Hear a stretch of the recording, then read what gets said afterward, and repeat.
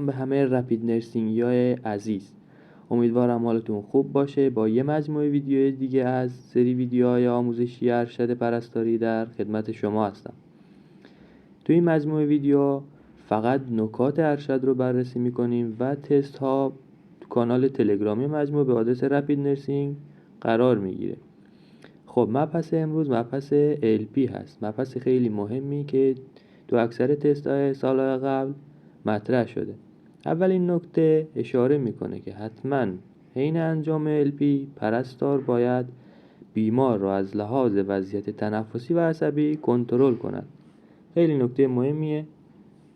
نکته بعدی این هستش که باید ما به بیمار بگیم وقتی که LP روی بیمار انجام میشه یه سری عارضه داره. خب شایع ترین عارضه، توجه کنید، شایع ترین عارضه، قیدا خیلی مهمه، عارضه سردرد است. حالا سردرد هم خودش یه چند تا مبحث، یه چند تا بخش داره. خب تو ویدیوهای بعدی بهش میپردازیم. فقط بدونید که سردرد اینجا میتونه سردرد ضرباندار باشه، میتونه مبهم و عمقی باشه، یا میتونه گیجگاهی یا پسه سری باشه. خب چه توصیه‌ای دارید برای بیمار؟ توصیه مهمی که باید به بیمار بکنید که از این سردرد جون سالم به در ببره همون نوشیدن مایعات فراوانه.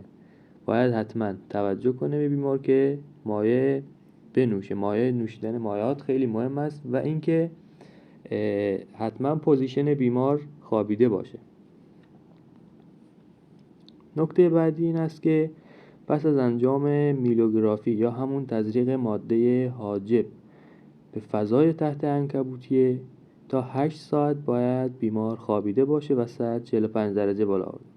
همون نکته‌ای که تو اسلاید قبلی بهتون گفتم. و پایش وضعیت عصبی و تشویق به خوردن مایعات هم مهمه. نکته بعدی اینه که LP رو کجا ما باید انجام بدیم، تو چه قسمتی از فضای بین موره. فضای بین موره 3 و 4 یا 4 و 5 و از فضای تحت عنکبوتیه گرفته میشه. حالا فضاها رو دوباره تو ویدیوهای بعدی ان شاءالله بررسی میکنیم تا بهتر یاد بگیرید. نکته بعدی که حائز اهمیت، عوارض خطرناکی است که حین انجام LP ممکنه رخ بده. اولین عارضه فتق ساقه مغزی است. دومیش افزایش ICP، سومی آبسه یا هماتوم اپیدورال نخاعی و آخرین عارضه خطرناک ایست تنفسی است. ما نکات رو اینجا فقط به صورت نکته‌وار بیان میکنیم، چون اگه بخوایم نکات رو دوباره توضیح بدیم همین اسلاید خودش 1 ساعت طول میکشه تا توضیح داده بشه. فقط نکات رو شما یادداشت کنید. هدف مجموعه هم این است که به صورت نکته‌وار تدریس بشه. اسلاید بعدی، انجام LP در ICP بالا ممنوعه، کنتراندیکاسیون داره. چرا؟ چون باعث فتق مغزی میشه. نکته بعدی که باید توجه کنید این است که حتما قبل از انجام LP پوست محل تزریق رو کامل بررسی و کنترل بکنید.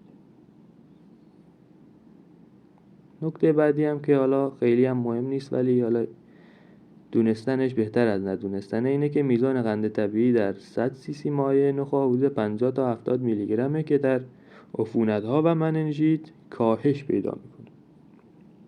خب عزیزان، چند تا نکته LP رو حتما به خاطر بسپارید. انشالله در جلسات بعدی نکات مباحثی دیگر رو با هم کار میکنیم. تا جلسه بعدی، بدرود.